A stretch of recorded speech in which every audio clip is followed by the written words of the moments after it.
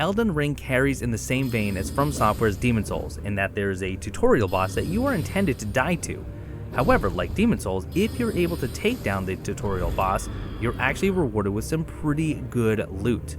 Now, the problem is, most new players are really struggling to kill the Grafted Scion upon first meeting him, and so I've come up with this guide of a surefire way, well, with a little bit of practice, to take down the Grafted Scion and reap the rewards that many of us would never see, at least until much later on.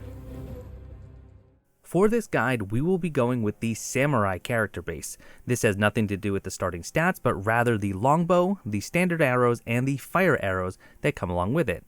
This, coupled with the armament skill of Mighty Shot, you can do a ton of damage very quickly. Now, completely optional, but not for me at least, you're going to want to name your character Scion Slayer. Does this have anything to do with the gameplay? No, but it sounds really cool. Kind of.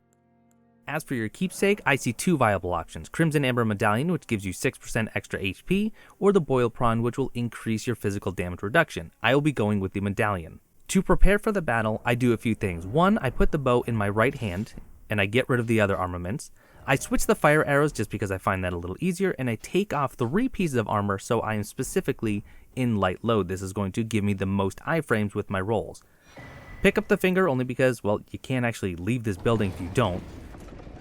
And then we're just going to rush to the boss, and then as soon as it begins to land, we're going to prepare the Mighty Shot. This is done by holding the L2 button if you're on a PlayStation controller, or the left trigger button if you are on an Xbox controller. If you're using a keyboard, sorry, I can't help you. I have no idea how to play these games with those. Once you are in the Mighty Shot stance, it is simply a matter of choosing which arrow you want to fire. For us, since we switched them, fire arrow is going to be the R1 or the right bumper, or for the standard arrow, that would be the R2 or the right trigger. Release it and take a look at the damage. Now, of course, at the opening, you are able to get a free shot. Now that the fight has begun, we want to bait certain attacks to allow for us to get a Mighty Shot off.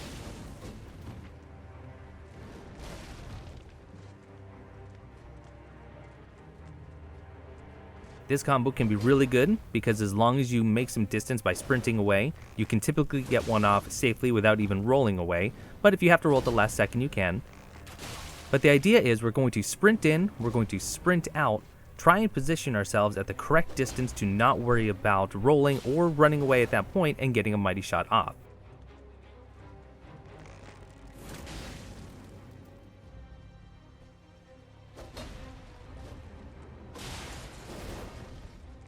Notice that here, even just a standard shot to the head does cause a stagger and over 100 points of damage.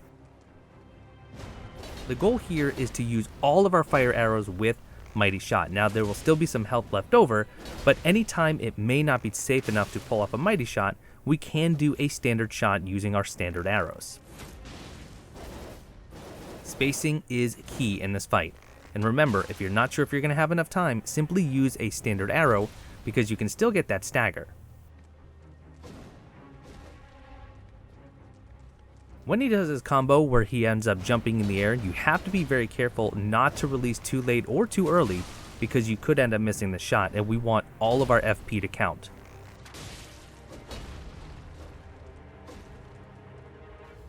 But this is it. This is the name of the game. Bait the combos that you feel comfortable with, line up a Mighty Shot, and let it fly. One of the keys, though, is even if you get hit, do not panic.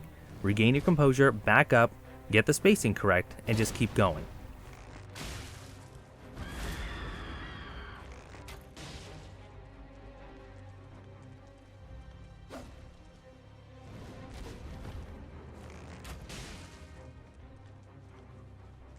Combos are always going to be the best areas of opportunity to attack.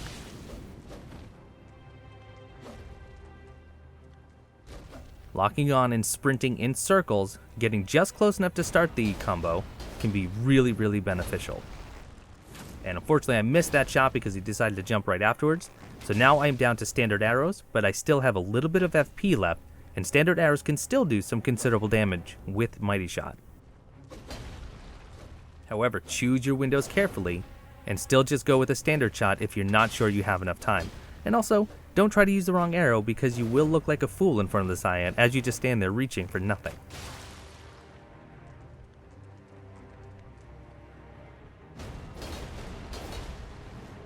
Here's Mighty Shot with a standard arrow, 139 damage, and then one more standard shot.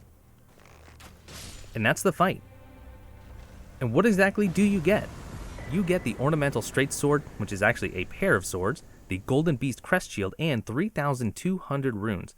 The beautiful thing is, even though we are about to die, we get to keep those runes, which is not a bad amount of runes to start in terms of leveling.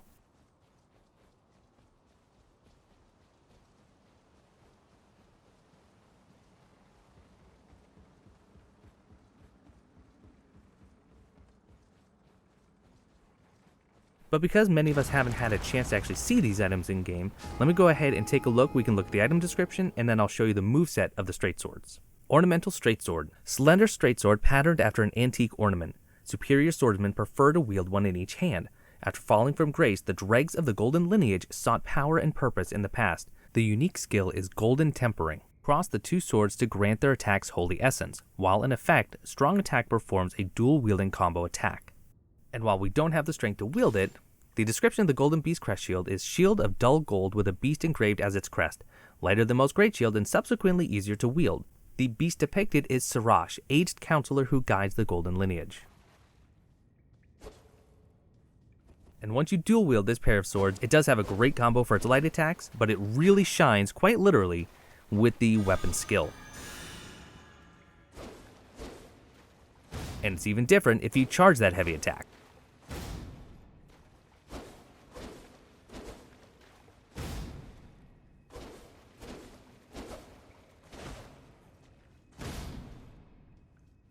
I hope you found this guide useful, and if you did, please leave me a comment below and let me know, and if you have a better strategy for taking down the Grafted Scion, let me know that as well.